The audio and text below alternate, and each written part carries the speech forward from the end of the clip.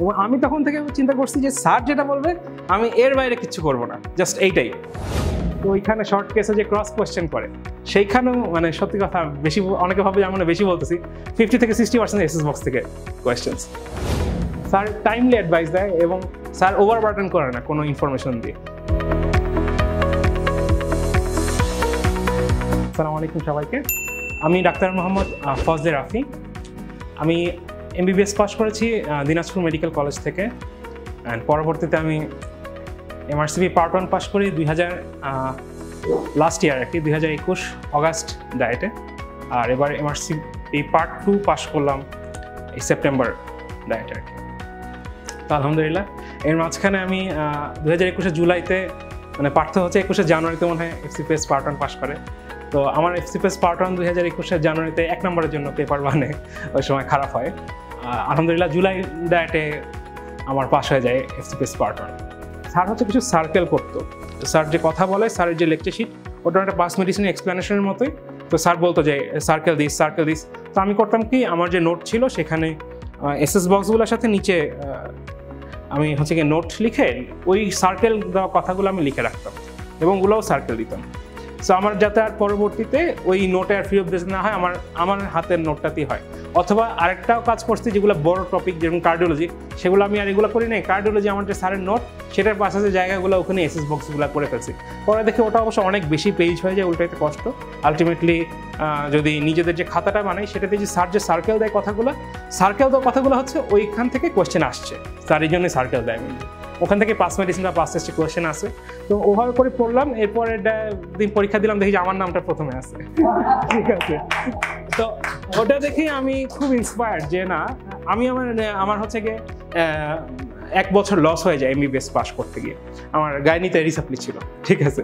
তো আমি কিন্তু একটু ডিপ্রেস ছিলাম ওই সময়। পরে আমি দেখলাম যে না, স্যার যেভাবে বলছে এভাবে পরে যদি ওখানে আমাদের এখানে অনেক বিএমসিএন ছিল ও এসএসএমসির মানে ভালো স্টুডেন্টরা ছিল, তাদের মধ্যে যদি একটা ভালো রেজাল্ট করা যায়, সো এটা আমার জন্য অনেক একটা বড় পাওয়া। তো এরপর আমি খুব ইন্সপায়ার্ড নিজের প্রতি, স্যার সাথে আমি সেটা কমিউনিকেট করতাম এবং আমি তখন থেকে চিন্তা করছি যে স্যার যেটা বলবে আমি এর বাইরে কিছু করবো না, জাস্ট এইটাই। আমি এই যে এমআরসিপি পার্ট 2 দিছি, আমি পরীক্ষার 1 সপ্তাহ আগে স্যারকে বিরক্ত করছি, স্যার এখন কিভাবে পড়বো, ঠিক আছে, পরীক্ষার আগের দিনও, ঠিক আছে, যে স্যার আজকে কি পড়বো, অনেকটা এরকম ব্যাপারটা যে স্যার যদি বলছে পরীক্ষার আগে তুমি এইটাই পড়ো, তাইলে আমি ওইটাই জাস্ট দেখবো, মানে অনেকটা। অবশ্যই আমি নিজের মতো করে পড়ছি, তারপরও স্যারের ওই একটা কথাই আমাকে মানে অনেকটা হেল্প করতো। দেন আমি অগাস্ট ডায়েটে পরীক্ষা দিতে পারি, আলহামদুলিল্লাহ পাস হয় প্রথমবারই। এরপর আবার এখানে আমরা অনলাইনে স্যারের কোর্সে যাই। তারপর আমি এফসিপিএস ফাইনাল পার্ট যে পরীক্ষা হয় সেটা কন্ডাকশনের সময় আমাদের কিন্তু একটু ঢুকতে দেয়, একটু বেলটেল বাজাতে দেয় স্যারদের সাথে। তো ওইখানে শর্ট কেসে যে ক্রস কোয়েশ্চেন করে সেইখানেও মানে সত্যি কথা বেশি, অনেকে ভাবে আমরা বেশি বলতেছি, 50 থেকে 60% এসএস বক্স থেকে কোয়েশ্চেন্স। যে কার্ডিওলজি মারমারের কোয়েশ্চেনগুলো একটা যদি প্রিকর্ডিয়াম দিছে, তো এইখান থেকেই মোস্ট পালসের যে কোয়েশ্চেন যে এসএস বক্সগুলো আছে এখান থেকেই সব কভার, মানে একটুও বাড়ায় বলা না। এই যে জেভিপির মধ্যে থেকে পার্থক্য আর ক্যারোটিড পালসের মধ্যে পার্থক্য, এই কোয়েশ্চেনগুলোই এই এফসিপিএস ফাইনাল পার্টও আসতেছে। তো আসলেই আমি বলবো যে যেভাবেই করুক স্যারকে যাতে বিশ্বাস করে যে না, স্যার যেটা বলতেছে এগুলা করলেই, স্যার একটা কথা বলছিল যে আপনাদের সব টেনশন আমাদেরকে দিয়ে দেন, মানে আপনি খালি পড়াটা করেন, এই কথাটা স্যার বলছিলেন।